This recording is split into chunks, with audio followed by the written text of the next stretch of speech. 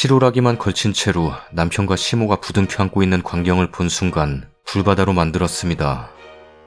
첫사랑, 첫연애, 마지막 사랑.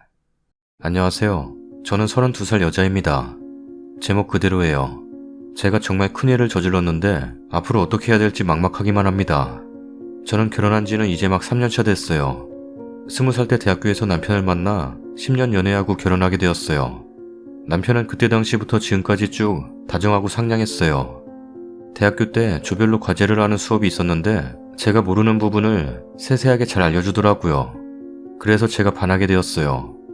밥을 먹을 때는 반찬을 놔준다거나 문을 열고 닫을 때면 꼭 드라마에서 나오는 것처럼 본인이 열어주고 닫아주고 하는 사람입니다. 물론 저에게만 그런 건 아니었고 다른 동기나 지인들에게도 그렇게 했었어요. 그런 모습을 보고 그래, 이런 사람이라면 결혼해도 되겠구나, 결혼하고 싶다 라는 생각을 막연하게 갖게 되더라고요. 가정교육을 잘 받아서 그렇구나 라는 생각을 하면서요. 사귀면서도 변함없는 배려와 사랑으로 10년이나 사귈 수 있었던 거죠. 물론 저는 일찍 결혼하고 싶긴 했지만 여러 상황이 좋지 않았어요. 시아버지, 결혼하기 전에 돌아가셨으니 저는 시아버지라고 불러보지는 못했지만 시아버지께서 5년 전쯤에 돌아가시고 시어머니께서 운영하시던 식당마저 문을 닫느니 어쩌니 하는 정도였거든요. 자리도 꽤 좋고 장사도 잘 되는 집이었으나 시아버지께서 돌아가시고 나서 시어머니가 방황을 많이 하셨다고 하더라고요. 가게 문을 몇 달 동안 닫고 몇 달이 지나 겨우 마음 추스르고 열어도 몇 시간 장사 안 하고 문을 닫고 그러셨어요. 그런 모습에 저는 참 안타까웠어요. 제가 시간이 좀 날 때 가서 도와드리고 싶어도 문을 열지 않으시니 도와드릴 수도 없었죠. 그러다가 어느 날 제가 남편을 불러서 얘기했어요. 나 당신하고 결혼하고 싶어. 어머니 일 안 하셔도 괜찮아. 아이는 천천히 갖고 우리 맞벌이 하면 어머니랑 같이 잘 살 수 있어. 결혼해 우리. 나도 당신을 사랑해. 근데 지금은 아직 아니야. 엄마도 그렇고 나도 그렇고 아직 외적으로 내적으로 안정적이지 못해. 조금만 더 있다가 하면 안 될까? 그래, 어쩔 수 없지 뭐. 미안. 대신 오늘 자기 좋아하는 거 먹으러 가자. 뭐 땡기는 게 없는데. 그럼 내가 고른다. 뭐 먹으러 가려고? 추우니까 국밥이나 먹으러 가자. 선지해장국 먹고 싶어. 또? 맨날 선지해장국만 먹네. 남편은 선지해장국을 좋아했어요. 일주일에 한 번은 꼭 먹는 매니아예요. 그날도 선지해장국 때문이었지. 거지 같은 선지. 아니, 근데 뭐 선지가 잘못한 건 없네. 몇 년 뒤. 이따 잠깐 보자. 잠깐? 오래 보면 안 돼? 이따 집 앞에서 전화할게. 나와, 집 앞이야. 뭐야, 오늘 왜 이렇게 도도해 갑자기. 남편을 만났는데 갑자기 차에 태우더니 아무 말도 없이 어디론가 가더라고요. 어디 가는데? 뭐야, 말이 없어. 한적한 곳에 차를 세우더니 대뜸 결혼해. 뭐야 갑자기. 대신 조건이 있어. 뭔데? 우리 엄마랑 위아래층에 살자. 같이 사는 것도 아니고? 신혼이니까 그냥 그게 좋을 것 같아서. 같이 살면 자기도 불편하잖아. 엄마를 모시고 싶기는 한데 자기 때문에 걸리고 엄마가 계속 힘들어하니까 그냥 둘 수가 없어. 그래서 머릿속으로 계속 고민했던 거야. 그랬구나. 난 같이 살아도 괜찮은데. 아니야, 일단은 그렇게 살자. 그래도 밥 먹을 때는 같이 먹으면 좋을 것 같아. 자기가 밥 차리는데 많이 힘들겠지만 나도 가끔 요리해줄게. 나 요리 잘하잖아. 으이구, 속으로만 생각하지 말고 진작 말하지. 아무튼 뭐 사랑해. 나도 사랑해. 그렇게 결혼을 하게 되었는데 마냥 행복했어요.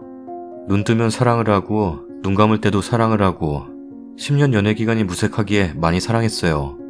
너무 행복했어요. 왜 진작 결혼을 하지 않았나 싶을 정도로. 남편에게 이상한 점 같은 건 전혀 느껴지지 않았어요. 저희는 싸운 적도 한 번도 없거든요. TV 보면 최수종 하이라 부부 나올 때 한 번도 싸운 적이 없다잖아요. 저희도 그랬어요. 어느 한쪽이 져준다기보다도 둘 다 욕심이 없는 편이어서 그냥 모든 걸 상대방 의견에 동의했어요. 그래서 그동안 눈치채지 못했던 거죠. 어제 개 같은 짓을. 어제 남편이 요리를 해준다고 하더라고요. 오늘은 내가 요리할게. 자기 뭐 먹고 싶어? 글쎄, 아무거나. 그럼 선지해장국 먹자. 또? 선지 사와야 되잖아. 내가 계란말이랑 이것저것 해놓고 있을 테니까 자기가 사와. 알았어. 그래서 선지를 사러 나왔었어요. 집 앞에 정육점에서는 안 팔더라고요. 선지 파는 곳은 걸어서 15분 정도 가야 됐어요. 왕복 30분이죠. 선지 사고 하면 40분쯤 걸리네요. 가끔은 귀찮기도 한데 운동 삼아 다녀온다고 생각하면 괜찮더라고요. 그래서 선지 파는 정육점으로 슬슬 걸어가고 있는데 집 앞 정육점 아저씨가 나와서 담배를 피고 있더라고요. 안녕하세요. 네, 안녕하세요. 왜 여기는 선지가 없을까요? 매번 저희까지 다녀오기 힘들어요. 선지요? 선지 어제부터 팔아요. 양도 있어요. 아, 진짜요? 그럼 선지랑 양 다 주세요. 어쩌면 이 선지 덕에, 이 정육점 덕에 정육점 사장님에게 감사하네. 선지를 사서 터벅터벅 집에 들어왔는데 시어머니 신발만 입고 거실에 남편은 보이지 않았어요. 주방불도 꺼져 있고, 뭐야, 계란말이 하고 있는다고 해놓고 안방에 있나? 안방 문을 열었더니 시어머니와 남편이 부둥켜 안고 있었습니다. 그것도 실오라기만 걸친 채로. 저는 믿기지가 않았어요. 이게 꿈인 건가? 도저히 상상도 할 수 없는 일이기에 얼굴을 꼬집어봐도 꿈이 아니더라고요. 제 눈에 저들은 동물들로 보였어요. 제가 문 앞에 있는지도 모르고 일을 치르고 있어요. 도저히 참을 수가 없었어요. 저는 들고 있던 선지를 저 동물들에게 던져버렸습니다. 하얀 침대가 빨갛게 물들었습니다. 마치 피바다가 된 듯이. 그리고 퍼부었어요. 우렁 된장찌개 속에 들은 우렁이만도 못한 것들아. 뭐하고 자빠졌냐? 동물의 왕국이야 뭐야?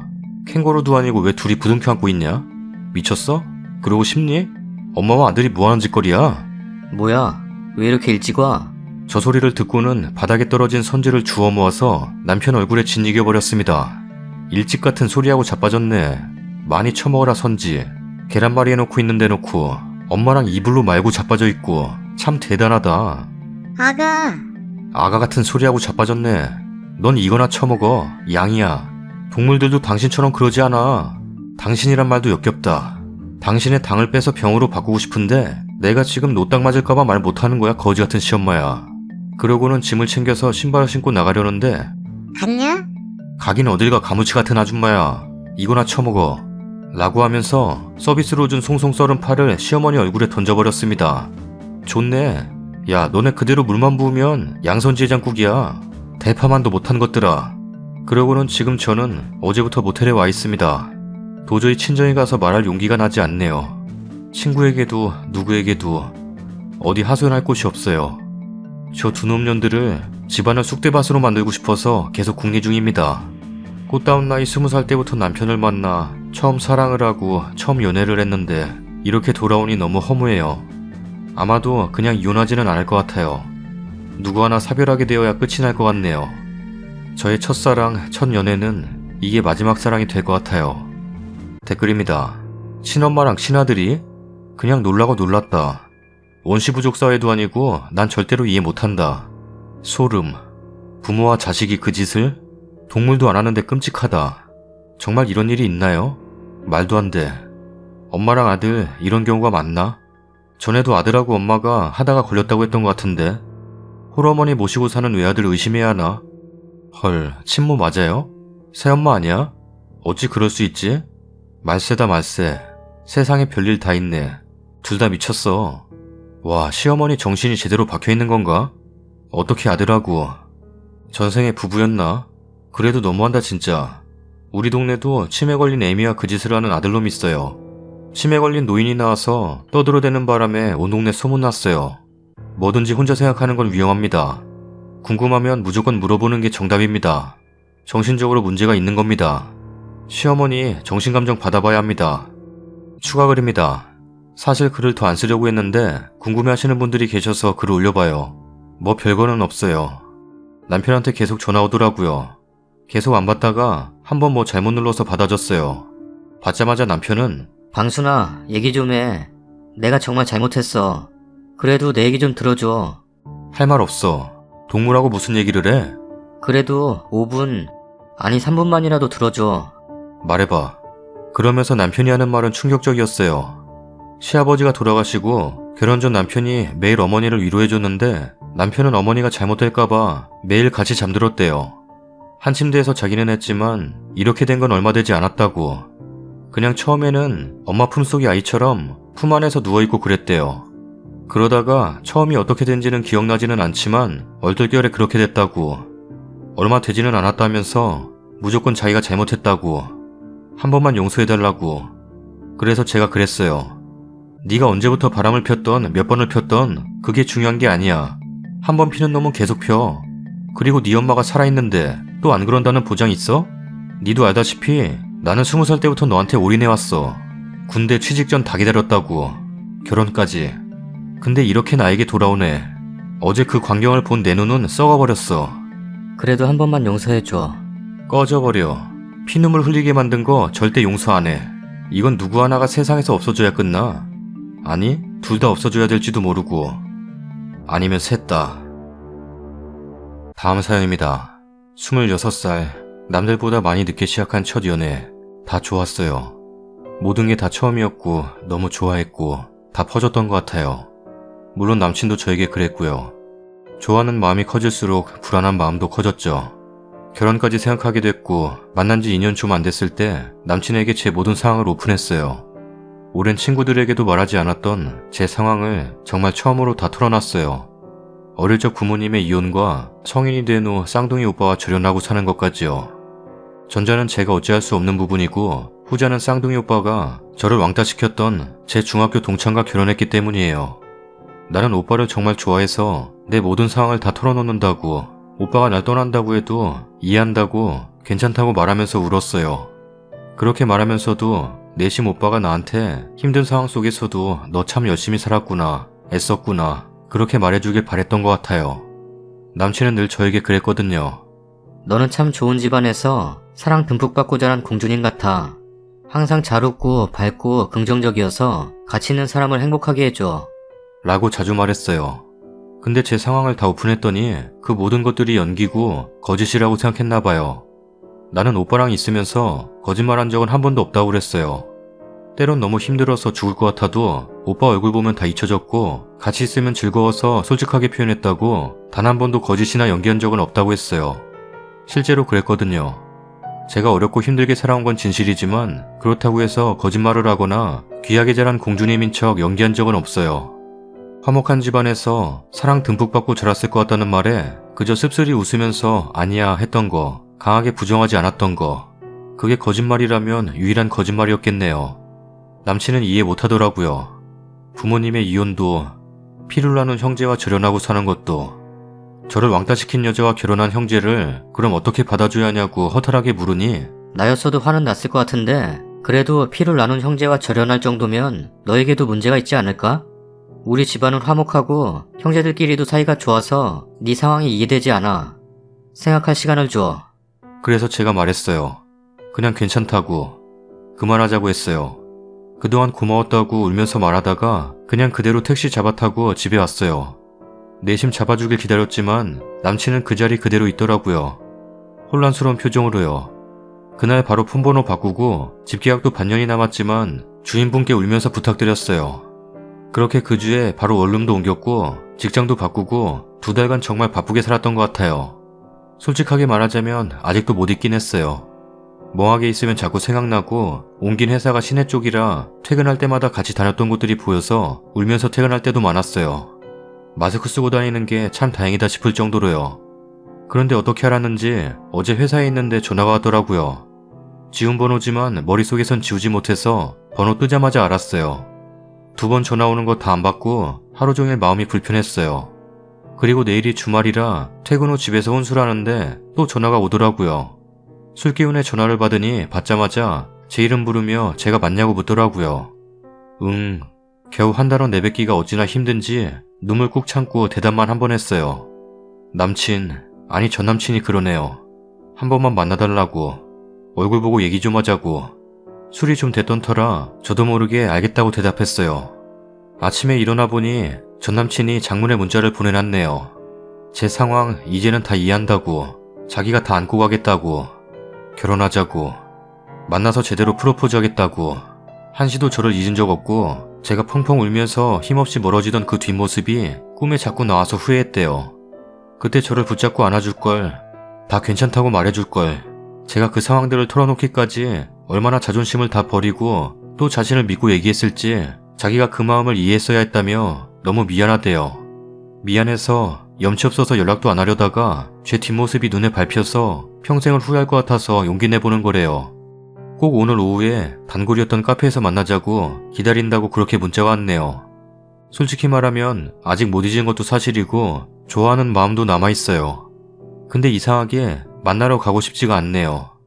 저에게 얼마나 미안한 마음을 가지고 있는지 문자를 보면 다 느껴지는데 이상하게 제 마음에는 와닿지 않아요.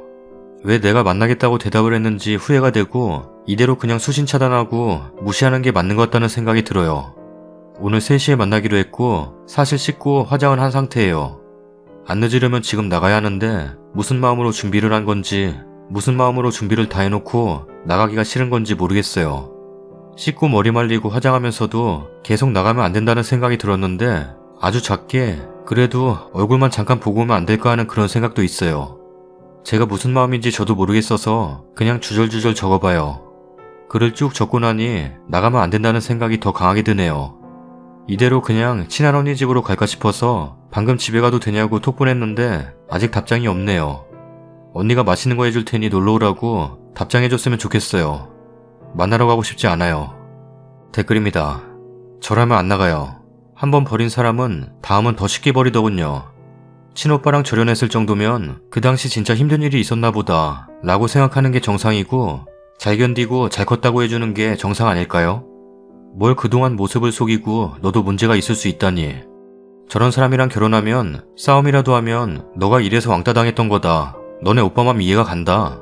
라는 개소리 뱉어내고도 남을 사람입니다. 진짜 당해본 사람만 알아요. 그게 평생 트라우마로 남는 사람들도 있어요. 쓰니 힘내요. 아는 동생이면 따뜻한 차라도 사주고 싶네. 왕따 시킨 여자랑 결혼해서 절연한 건데 너도 문제가 있을 수 있다니. 그런 말 내뱉은 걸 믿을 수가 없네요. 정말 사랑하면 그런 생각하더라도 힘든 얘기 고백한 사람에게 그런 말 할 수는 없었을 것 같아요. 생판 남이 털어놔도 위로해줘야 될 얘긴데 안 나가고 안 만나시는 게 좋을 것 같아요. 다시 잘 돼도 살다가 분명 이 얘기들이 약점이 되어 발목 잡히게 될 거예요. 마음이 더 따뜻하고 잘 맞는 분 분명 만나게 될 겁니다. 다시 만나도 사실 전 같진 못할 거예요. 한번 등 돌린 사람이 붙잡은들 깨진 그릇 붙여봤자 깨진 그릇일 뿐. 나중에 결혼해서 부부싸움하면 님 아픔으로 공격할 사람이에요. 다시 만나지 말고 차단하세요. 글쎄님 본인이 이혼녀거나 본인이 가해자도 아닌데 상대는 안고 가긴 뭘 안고 가요. 그 말이 더 쎄한데? 너에게 치명적인 결함이 있지만 내가 봐주겠다 같아서 싫으네요. 약점 잡은 것 마냥. 저 말은 이해한 사람 입에서 나오는 말이 아니에요. 더 좋은 사람 만나세요. 신랑이랑 연애 5년, 결혼 8년 차인데 저도 그 누구에게도 말한 적 없는 제 꿈, 제 상처를 남친에게 처음 털어놓았어요. 마음의 상처로 불면증으로 고생하는 저에게 조심스럽게 정신과 가서 상담받아보라고 감기와 같은 거니 편견 없이 가보라고 조언도 해줘서 상담 다니고 정말 많이 치유가 됐어요. 생판 모르는 남에게 울면서 다 토해내는 게 그렇게 큰 위로와 치료가 될 줄 몰랐거든요. 10년이 넘는 세월 동안 함께하면서 아무리 큰 부부싸움을 해도 내 상처는 절대 건드리지 않더라고요. 큰 약점이 될 수 있는 부분인데도 아무리 화가 나도 절대 제 이야기는 건드리지 않아요. 애 둘 낳고 살면서 아직도 제일 잘한 게 이 남자와 결혼해서 그 사람을 닮은 애를 낳고 사는 거예요. 내 상처를 있는 그대로 봐주고 감싸주고 모른 척 해주는 사람은 분명히 있어요. 그런 사람 만나세요. 저는 21살 때 사귄 남친에게 누구에게도 말하지 않았던, 부모님에게도 말한 적 없던 먼 친척 쓰레기한테 어렸을 때 추행당했다는 얘기를 털어놨어요. 남친은 저와 스킨십 진도를 나가고 싶어 했는데 제가 트라우마 때문인지 못하겠더라고요. 첫연애가 아니었는데도 이 사람에게는 얘기하고 털어놓고 싶더라고요. 뭔가 이 사람은 날 위로해주고 달래줄 거라는 확신이 있었나 봐요.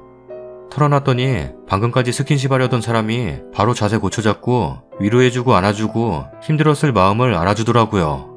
그래서 펑펑 울었어요. 그 후로 스킨십도 제가 마음의 준비가 될 때까지 기다려주고 그때 이후로 제 상처를 들추는 말은 단 한 번도 한 적이 없어요. 그걸 약점 잡는다거나 은연중에라도 그 사건을 떠올리지 않고 완전 없던 일처럼 평상시처럼 대해주더라고요. 결국 그 행동과 태도에 내가 믿고 있던 사람이 내 믿음처럼 반응해줘서 용기 내서 엄마한테도 얘기했고요. 아무튼 정말 고마웠고 그냥 안아주는 것만으로도 응어리가 조금 풀리더라고요. 결국 저희는 10년 사귀고 작년에 결혼해서 행복하게 잘 살고 있어요. 정말 그때는 사귄 지 1년도 안 된 완전 어리고 서툰 연애였는데 이 사람에 대한 믿음이 있었던 것 같아요. 스니님도 당신의 이야기를 들어주고 토닥여줄 사람이 있을 거예요. 지금 그 남자는 잠시 자기가 힘드니까 미안하다고 하는 것 같아요. 살면서 평범하게 있을 법한 일들도 스니의 행동에 의미 부여해서 저러니까 역시 이런 생각도 할 것 같고요. 독한 맘 먹고 끊어내고 펑펑 울고 훌훌 털어버리세요. 스니의 상황을 이해해줄 사람 꼭 만날 거예요. 다음 사연입니다. 저는 46살 두 아들의 엄마입니다. 1992년 유아교육과를 입학해 나름대로 열심히 공부해서 성적 우수 장학금도 받아봤고 졸업 후 유치원에 들어가 4년여를 일했어요. 그러다 인간관계에서 오는 스트레스와 건강상 이유로 그만둔 후 어린이집에서 잠시 일하던 중 소개로 만난 2살 연상의 남자와 27살에 결혼해 어린이집 다니던 거 그만두고 지금까지 말 많고 탈 많은 결혼 생활을 이어가고 있는 중입니다. 결혼 당시 아이들 어느 정도 성장하면 돈을 벌어야겠다는 생각이었고 아이들 아빠도 제가 일하러 다니는 것보다 아이들 잘 보살피고 양가 집안 대소사에만 신경 써주며 살길 바랬던 터라 그렇게 살았습니다. 집에만 있으면 답답해하거나 우울해하는 성격도 아니었고 특별히 사회생활에 대한 미련이나 열망도 없었기에 아이 키우며 집안 살림하는 게 좋았습니다. 첫째와 둘째 나이 터울이 5살이라 좀 더 긴 시간을 육아에 집중해야 했고 둘째가 초등학교 입학한 후 저도 이제 사회생활 시작해봐야 하는 게 아닐까 생각하던 중에 둘째에게 갑자기 건강 이상이 왔습니다. 초등학교 2학년 여름방학 때 방과후 수업 여름 특강을 하고 집에 온 아이가 갑자기 어지럼증을 호소하고 구토를 했습니다. 너무 더운 날이었기에 더위를 먹은 게 아닌가 했는데 다음날 아침 또다시 구토와 어지러움을 호소했어요. 그래서 급히 근처 병원으로 갔더니 좀 더 큰 병원으로 가야 한다며 소견서를 써주시더라고요. 교수님이 당장 가야 한다 해서 오후 늦게 큰 대학병원으로 가서 응급실에 접수하고 입원 조치 후 검사를 했는데 이석증이라는 진단이 나왔습니다. 고작 9살짜리가 이석증이라니. 교수님들도 처음 보는 케이스라고 했고 재발이 잦은 질환이라 일상생활이 힘들고 우울증이 올 수도 있다고 했습니다. 그날 이후 하루가 멀다 하고 어지럼증 때문에 힘들어 우는 아이를 데리고 병원을 다녀야 했습니다. 밤, 낮, 아침, 새벽 학교에서도 수업 받다가 아이가 어지러워 힘들어하면 담임선생님이 전화를 주셨고 그때마다 달려가 병원으로 데려가야 했습니다. 아이도 수시로 엄습하는 어지러움에 너무 힘들어했어요. 불안과 우울증세까지 심해졌고 심리상담을 받아야 하는 상황까지 갔습니다. 검사 결과는 기질적으로 예민하고 불안도도 큰 아이인데 갑작스런 신체 이상으로 인해 예민하고 불안한 성격이 더 심각해졌다였습니다. 그런 생활을 6학년 때까지 했고 그 바람에 저는 취업은 꿈도 못 꾸는 상황이 되어버렸습니다. 직장에서 일하다가 아이가 어지러워한다는 선생님의 전화가 오면 학교로 가야 하는 제 상황을 이해해줄 상사가 어디 있겠습니까? 다행히 중학교에 입학하면서부터 재발의 횟수도 점점 줄어들었고 다시 직장을 구해봐야겠다는 생각을 하던 차에 시어머니의 심장병으로 인한 수술과 저희 집 근처 병원 입원 때문에 사정상 며느리인 제가 보호자로 있어야 해서 또다시 발목을 잡히게 됐습니다. 시어머니 퇴원 후 한 달여 만에 친정엄마도 아프셔서 중환자실에 입원, 근 한 달을 병원 생활을 해야 했습니다. 추운 겨울 매일을 버스를 왕복 4번 타고 다니며 엄마를 돌봐야 했습니다. 작년과 올해는 친정아버지가 수술하고 병원에 입원하셨다가 퇴원하고 잠시 숨 돌리던 차에 며칠 전 또 입원하셨습니다. 손 아래 울케는 시부모 병안에 관심도 없고 병문안 한번 오지도 않았고 두 남동생들은 직장 다녀야 해서 무슨 일만 생기면 친정부모님은 저부터 찾습니다. 집안 사정이 이러다 보니 올해 수험생인 첫째에게 관심도 못 써줬고 대학 등록금도 준비해야 하는데 양가 어른들이 돌아가며 병원에 입원, 정기적으로 저희가 모시고 병원 가면서 지불해야 하는 검사비, 점점 늘어나는 약값 등 경제적으로 부담이 커진 상태입니다. 아이들 아빠에게 형도 있고 누나 둘도 있지만 별로 도움 안 되는 사람들이고 매번 시부모 관련 병원비는 저희만 부담하는 상황입니다. 여기에 친정엄마가 올해 치매 판정까지 받아 경제적 심적 부담과 스트레스가 위험 수위에 달해 있는 상태입니다. 남편 형제들도 저희 3남매도 경제적으로 여유 없어 앞으로 더 빈번할 어른들 병원 입원만 생각하면 한숨만 나옵니다. 이런 상황에 아이들 아빠는 저를 집에서 아무것도 안 하고 노는 사람 취급하기 시작했습니다. 시어머니의 잦은 입원과 수술로 인해 우리가 지출해야 하는 돈이 점점 늘어나니 부담스러운 건 이해하고 저도 속상합니다. 그런데 자꾸만 제게 그 스트레스를 풀고 저만 원망합니다. 다른 집은 여자들이 같이 돈 버는데 집에서 하는 일이 뭐냐고 하면서 수시로 제 자존심을 건드립니다. 자기 누나들 형에겐 아무 소리도 못하면서 자기 형제들에게 해야 할 원망을 왜 내게 하는지 모르겠습니다. 시아버지도 시어머니에게 관심 없습니다.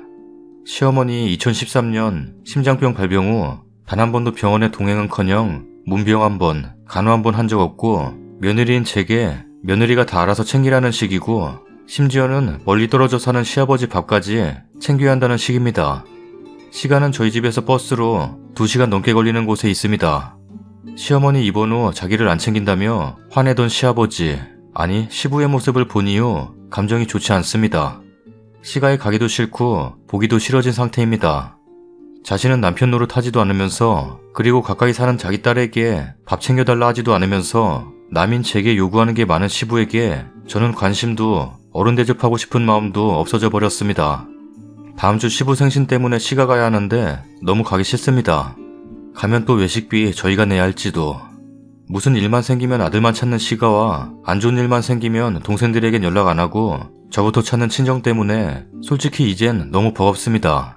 자식돌이하며 사는 게 당연하다 생각하지만 경제적 여유도 마음도 여유도 없는 상태에서 제게만 의지하려 하고 하는 어른들, 지금의 상황에까지 이르게 된 원인을 제가 돈을 벌지 않아서라는 식으로 말하는 아이들 아빠 때문에 너무 화나고 스트레스 받습니다. 몇 년을 밤잠 설쳐가며 아이 병원 데리고 다니느라 힘든 시간 보낸 거 지켜보고도 집에서 하는 일 없이 놀고 먹은 취급하는 게 너무 싫습니다. 건강에도 이상 신호가 나타나 관리도 잘해야 하고 스트레스 받지 않도록 조심하라는 의사의 말을 듣기엔 제가 처한 상황이 그리 여유롭지 않습니다. 저는 제 자존감을 높일 유일한 길이 돈을 버는 것뿐이라는 생각뿐입니다. 저도 돈 벌어서 친정부모님 병원비 척척 내고 싶고 돈 안 번다고 무시하는 남자 돈으로 자존심 밟아주고 싶습니다. 월급 250 벌어다 주면서 낭비가 뭔지 사치가 뭔지도 모르고 아끼며 단 한 번도 적자 없이 살아주는 사람에게 집에서 하는 일 뭐 있냐고 큰소리 치던 입 다물게 하고 싶습니다. 다른 집 남편들 수백만 원씩 번다는 얘기 들어도 누구네 남편은 얼마 번다더라 하며 비교한 적 없고 월급 적다며 잔소리 한 번 안 한 제게 다른 집 남자들은 자기 마누라가 같이 돈 벌어서 좋겠단 말을 아무렇지도 않게 제 앞에서 하는 사람 너무 싫습니다. 답답한 마음에 로또를 살까도 생각 많이 했습니다. 하지만 제 인생은 운이라고는 없던 인생이었던지라 로또로 인생 역전할 가능성은 없겠다는 결론이 나오더군요.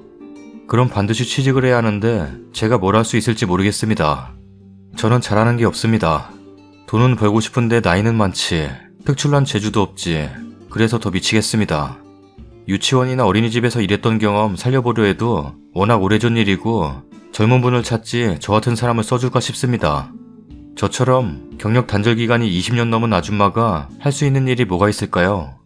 돈만 생각하면 매일매일이 고통입니다. 돈을 버는 것만이 남아있지 않은 자존감 다시 생기게 해줄 것 같습니다. 더 이상 쓸모없는 인간 취급당하는 것도 싫고 친정부모님 아프다는 얘기에 돈 걱정부터 하는 못된 딸도 그만하고 싶습니다. 웃음 많던 제가 웃지 않기 시작한 지 오래됐습니다. 제가 취직이라는 걸 할 수 있을까요? 불가능할까요? 그냥 이렇게 살아야 할까요? 눈물만 자꾸 나옵니다. 댓글입니다. 유아교육과 나오고 젊었을 때 경력도 있으시니까 베이비시터는 어떠세요? 등하교 도움이나 이런 걸로 여러 개 하시면 생각보다 수입이 되실 거예요. 저희 아이 어린이집에 누리과정 선생님으로 반나절 정도 일하시는 선생님 계시더라고요. 나이는 언니 나이 정도로 보이고요. 아이들 키워보신 분이라 대부분이 미혼인 담임 선생님들보다 훨씬 좋아 보였어요. 전공 살리고 싶으시면 어린이집이나 유치원 알아보세요. 그리고 아래에도 말씀하신 것처럼 등하원 도우미를 하면 시급게 받는 것 같고 가사 도우미도 4시간에 4, 5만원 받으시는 걸로 알아요. 힘내세요. 생판 남 간병인만 해도 그 250보다 더 벌 수 있어요. 생판 남 애들만 밤낮으로 봐줘도 그 250 벌어오실 수 있고요. 솔직히 남편분보다 더 큰 가치의 일을 하시는 것 같습니다. 그 상황에서 돈 벌어도 자존감 못 찾아요. 돈까지 벌어오는 노예 생활이지. 돈 벌어오면 남편이 인정해줄 것 같습니까? 주변에서 병간호하라고 안 부를 것 같아요? 똑같아요 결국. 일을 하든 안 하든 주변에선 글쓰님만 찾을 테고 남편? 그깟 푼돈 번다고 시부모님 안 챙긴다고 또 난리일 겁니다. 보세요. 지금 돈 벌어서 여기서 탈출해야지가 아니라 돈 벌어서 보태야지 생각만 하고 있잖아요. 남편 월 250에서 말이 안 나오네요. 남편도 진짜 못 버는 편인데 저걸로 그동안 살림해오신 게 정말 대단하십니다. 그동안 해온 거 돈으로 환산하면 꼴랑 250 벌면서 큰소리치는 무개념 남편놈보다 훨씬 더 많은 가치인 건데 진짜 멍청하네 남편놈. 저런 놈들은 쓴이가 없어져 봐야 잘못한 줄 알 겁니다. 어디 가서 뭐래도 먹고 사는데 지장 없어요. 스트레스 덜 받고 두 다리 뻗고 잘 수 있어요. 할 만큼 했어요. 이혼 불사하고 엎어요. 내 사람 고생한 걸 저런 식으로 폄하하는 배우자가 꼭 필요한가요? 이제부터는 자신부터 챙겨요. 좀 이기적으로 살아도 됩니다. 내 배우자가 내 힘듦을 공감해주고 아껴주면 더한 일도 으쌰으쌰하는 게 사람인데 남편이 너무 멍청하고 못났습니다. 저는 오랫동안 사회생활을 하고 있는 여자입니다. 하고자 하면 길은 반드시 있습니다. 우선 어떤 직종을 하면 내가 즐기면서 열심히 할 수 있을지를 알아야 해요. 그래야 미친듯이 파고들어서 성공할 수 있습니다. 남편이 나쁜 놈이네요. 살림 잘 꾸려고 하고 아이들 보살피고 사실상 남인 시부모 케어까지 하는 아내를 보듬어줘야 할 판국의 비교질이라니. 대부분 그런 상황에 놓이면 지가 비교를 당해야 싸지 않나요? 그 나이 먹도록 월급 그거 벌어오는 주제에 지 부모까지 떠맡기고도 저렇게 판단력이 떨어지나? 일단 돈을 안 번다고 위축되지 마시고 당당하게 할 말 다 하세요. 나도 네가 벌어다주는 만큼 딱 계산해서 일할 테니까 나머지는 네 놈이 하라고요. 수입이 되지 않았다고 해서 글쓴이가 한 노동이 가치 없는 것이 절대 아니니까요. 돈으로 찾으실 자존심이면 만약 둘째와 친정부모님 상황이 안 좋아져서 다시 돌봐야 할 때 돈으로 바로 깎이실 거예요. 내 노동에 대한 가치를 스스로도 회복하시고 그 후에 일을 하세요. 글쓴이 남편분은 못 배워먹은 소리 하시는 거예요. 수입으로 노동가치 환산하는 거 자본주의 초창기 시절에 서로의 인격을 갉아먹으며 하던 무식한 발상입니다. 그렇게 따지면 글쓴이 남편이 제일 형편없는 인간이죠. 저 같으면 시댁에 발길 끊고 시어머님 전화도 안 받을 것 같습니다. 일단 일자리부터 알아보세요. 제가 할 수 있는 일이 있을까요? 하지 마시고 이것저것 무조건 알아보세요. 정말 나가서 일하고 싶으시면 뭐라도 해보세요. 그래서 안 되면 또 다른 거 구하시면 되죠 뭐. 그리고 나서 일단 남편에게 통보하고 어머님께 전화하세요. 제가 지금까지 한 게 얼만데 아무도 고마워하는 사람도 없고 어머님 자식들 아무도 신경 안 쓰는데 왜 제가 돌보는 게 당연한지 모르겠다고. 애아범이 어머니 돌보는 제 노고는 생각도 안 하고 돈 안 벌어온다고 매일 핀잔 주니 저도 나가서 일해야 해서 이제 어머님 아버님 못 돌봐드릴 것 같아요. 라고 말씀하세요. 친정부모님께도 미안하지만 지금 너무 힘들다. 다 놓고 혼자 지내고 싶으니까 앞으로는 며느리와 오빠들한테 연락하시라고 제대로 말씀하세요. 추가 글입니다. 생각보다 많은 분들께서 제 글을 봐주셨네요. 시간 내서 제 이야기에 관심 가져주신 모든 분들께 감사드립니다. 위로, 조언, 비난, 조롱 모두 감사하고 겸허히 받아들이겠습니다. 어렸을 때부터 착하게 살고 하지 말라는 짓 안 하고 어려운 사람 보면 외면하지 말라고 배워서 그렇게 살기 위해 노력했습니다. 그렇게 살다 보면 복 받을 거라고 해서 그렇게 살았습니다. 바보같이. 내가 손해 좀 보고 살고 나보다 남을 생각하는 삶을 살면 언젠가는 내게도 좋은 날이 와주겠지 생각했습니다. 그런데 아니네요. 돈과 자존감은 그렇게 산다고 생기는 게 아니라는 걸 이제서야 깨닫게 되네요. 여러분들 말씀 허투루 흘려듣지 않고 제 앞날을 위해 노력하겠습니다. 댓글 달아주신 분들께 다시 한번 감사드립니다. 썰닭입니다. 첫 번째 사연은 제가 저 여자분이었으면 앞으로 다른 사람 만나는 거 꿈도 못 꾸겠네요. 저걸 눈앞에서 본 며느리의 심정이 어떨지 참. 두 번째 사연은 댓글들은 다들 만나지 말라고 하는데 쓴이가 아직 마음이 남아있는 것도 같고 만나도 괜찮을 것도 같은데 잘 모르겠네요. 세 번째 사연은 집안이 아픈 사람 천지네요. 아픈 사람 케어하는 거 정말 힘들어요.